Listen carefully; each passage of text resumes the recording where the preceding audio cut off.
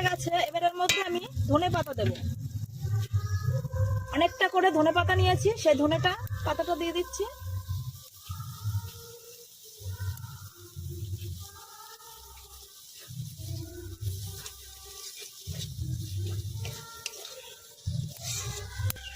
হয়ে গেছে পুরটা, এবার আমি এটা নামিয়ে নেব। দেখুন কি সুন্দর মাখো মাখো ব্যাপার হয়েছে। এই পুরটা নামিয়ে আমি ঠান্ডা করে নেব। গরমটা তো ঢোকানো যাবে না, তার জন্য একটু ঠান্ডা করে নেব।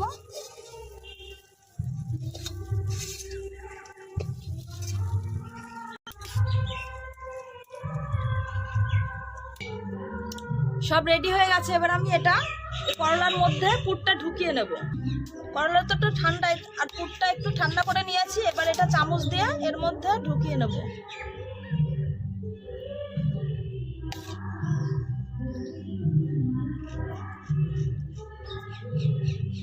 পুরো ভর্তি করে নেব, যাতে কোনা টোনাও ফাঁকা না থাকে। এইভাবে দেখুন।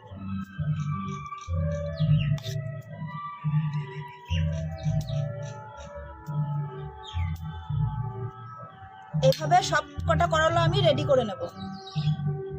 এর মধ্যে আমার পুর ভরাটা হয়ে গেছে, কিছুটা পুর বেঁচে গেছে। এটা আমরা ভাত দিয়ে মাখিয়ে খেয়ে নিতে পারবো, ভালোই লাগবে।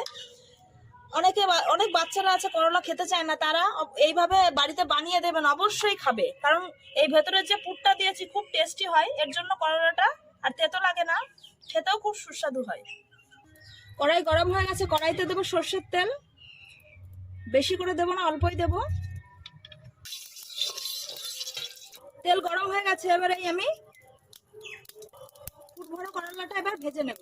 দিয়ে দিচ্ছি।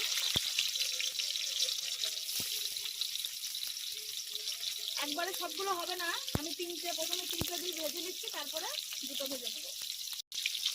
হালকা করে উল্টে পাল্টে ভেজে নেব।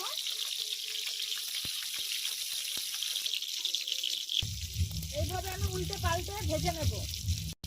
উল্টে পাল্টে একটু কড়া করে ভেজে নিয়েছি, ভাজা হয়ে গেছে। এবার এটা আমি নামিয়ে নেব। দেখুন এইভাবে কড়া করে ভেজে নেব।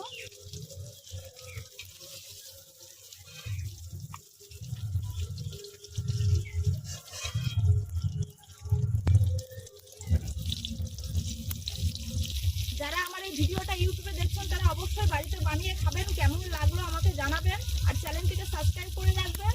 আর যারা ফেসবুকে দেখছেন তারা অবশ্যই শেয়ার করবেন, কমেন্ট করবেন, ফলো করে রাখবেন।